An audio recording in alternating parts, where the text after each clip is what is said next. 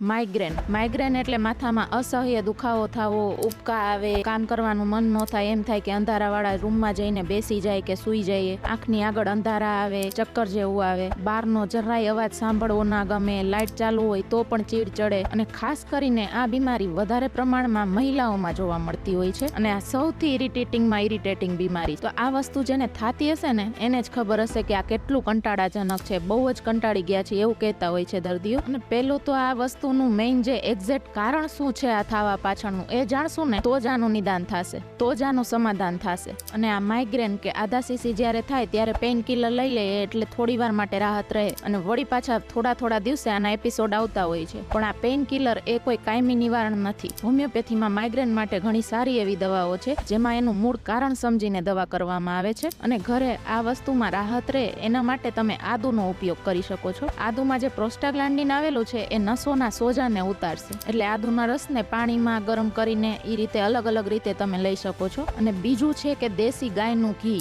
ઘી આપણે રાત્રે સૂતી વખતે એક ટીપું બે નાકમાં નાખવાનું છે, એટલે એનાથી શું થશે કે આ પેસેજ ક્લિયર થશે, એટલે મગજને રાહત મળશે. આ બંને બતાવેલા ઉપાયથી તમે રાહત મેળવી શકો છો. છતાં પણ જો રાહત નથી મળતી તો હોમિયોપેથીમાં તો આનો અક્સર ઇલાજ છે જ.